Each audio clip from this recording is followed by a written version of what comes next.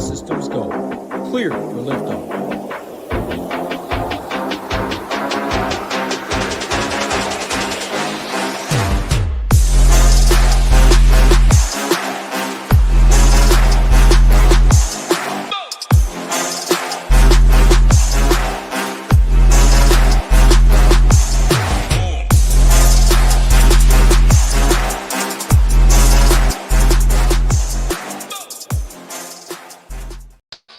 Let's give a hand.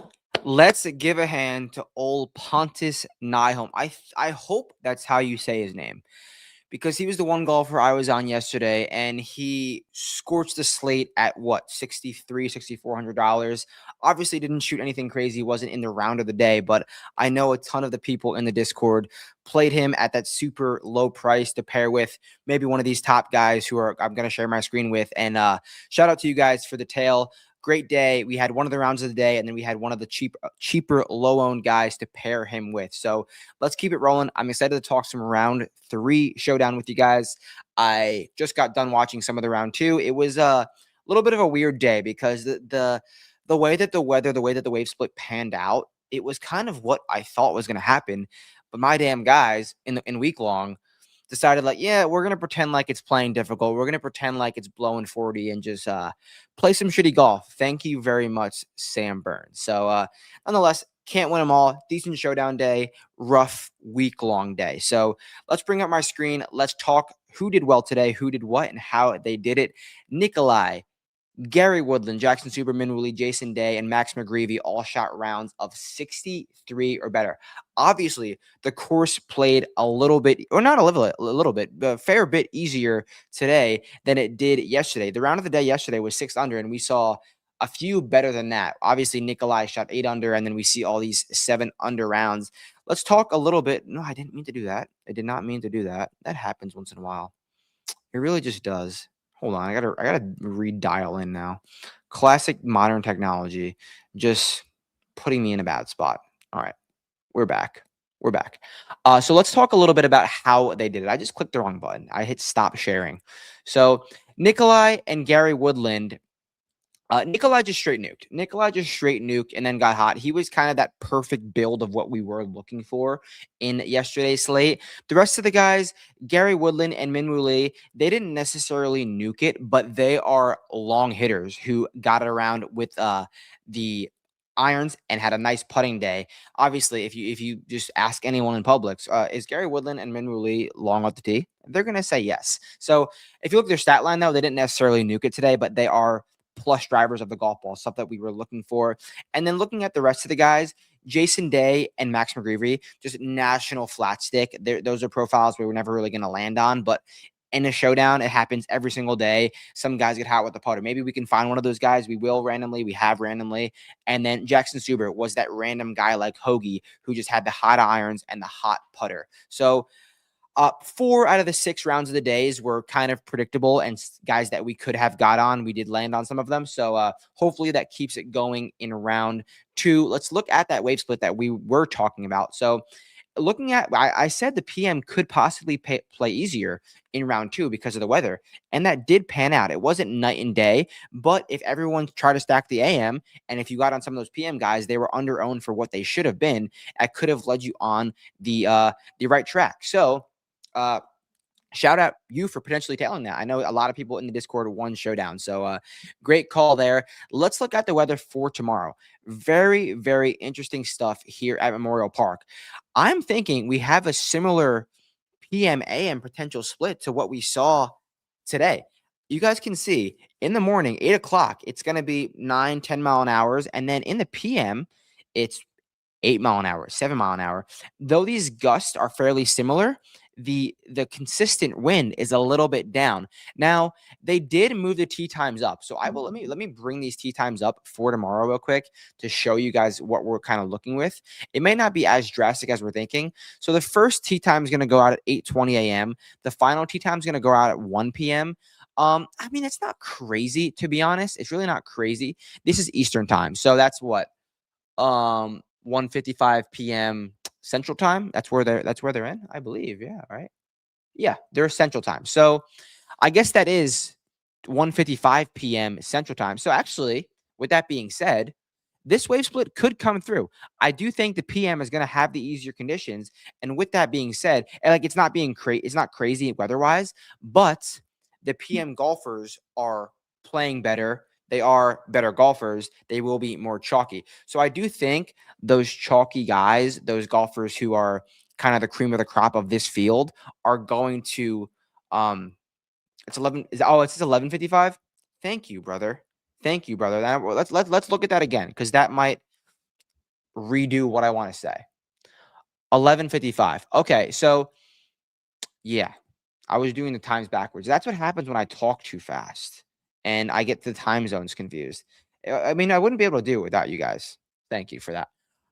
So that makes it a little less crazy, but at the end of the day, the guys are still going to be playing in the 1 p.m., 2 p.m., 3 p.m., 4 p.m., which is easier than this 8 a.m. to 12 a.m. So if it's a stroke and a half, I mean, if it's a stroke and a half versus a half stroke difference, that could come through. So I do think that PM split is going to be real tomorrow. And although it might be the chalky guys, we might have to click them.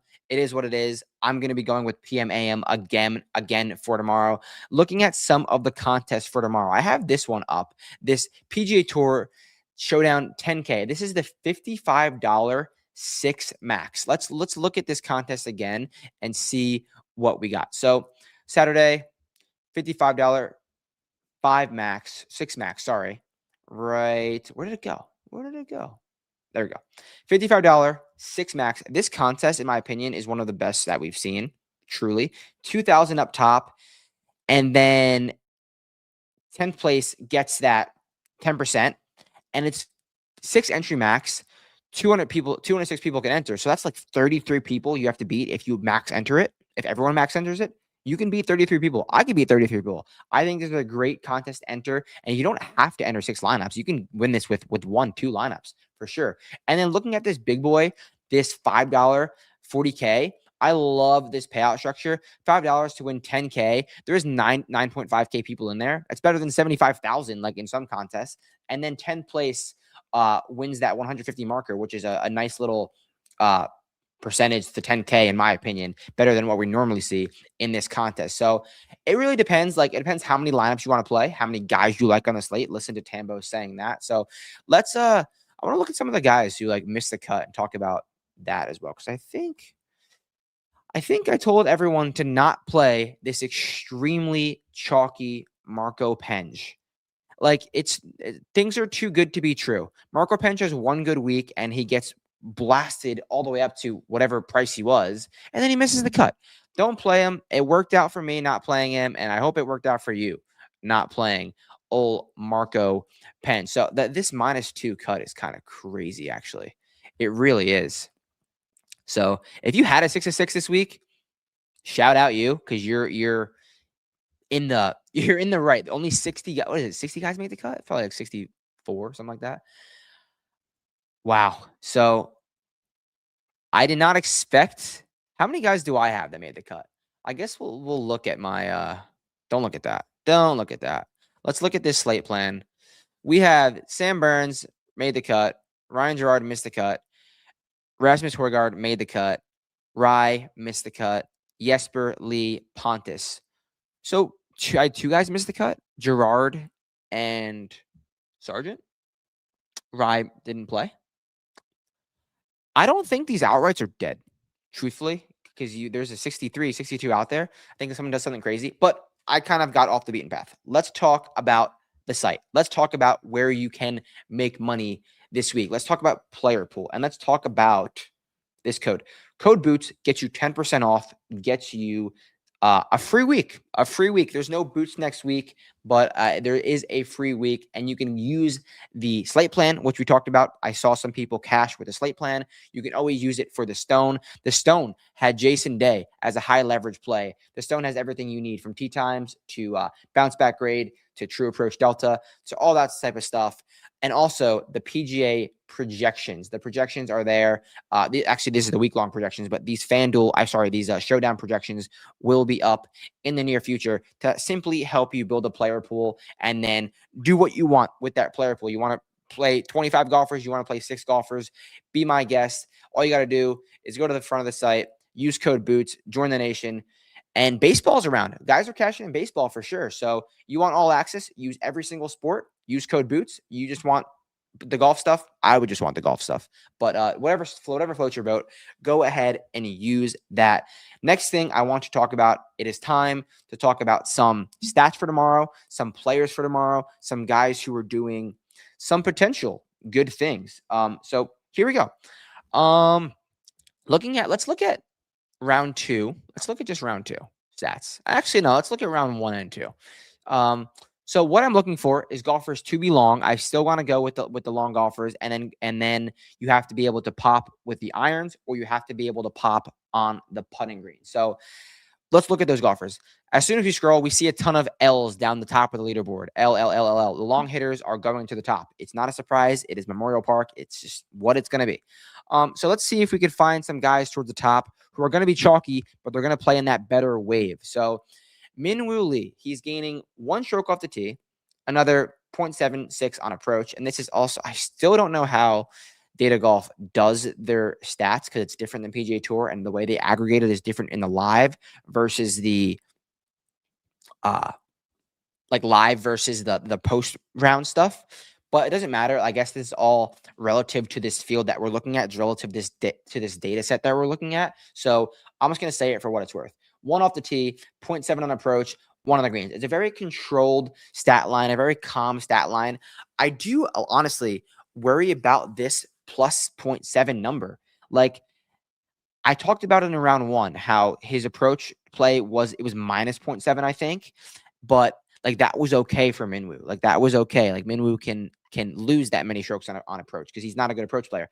I don't think he's going to match this tomorrow. I really don't. So I don't think Min-Woo is the greatest play. I think his approach play is going to take a turn for the worse tomorrow. So it might be a nice little fade for you tomorrow. Now, Michael Thorbjornsen is a guy who, when he's going with the approach, he sticks on approach. Gaining 2, he's plenty long enough, and the putter is there, but it hasn't popped yet. Like, if Michael Thorbjornsen compare these two things with this plus 2 putter, with this plus 2.8 putter, Michael Thorbjornsen is going to have a beautiful round tomorrow and get himself into one of the final groups. And I really think he's a great play at that price that he is. So who is this right here? Jake Knapp. Jake Knapp was in a slate plan, had a nice little round of 500 today. He's going along. Plus 7 off the tee. Plus 3 on approach. Not doing anything too crazy well. Leaning on the putter a little bit more than I'd like. But he has room to gain on approach, and we know Jake Knapp can gain on approach, and we know Jake Knapp kind of likes to play from behind. So I do like that. Some more guys. Let's see.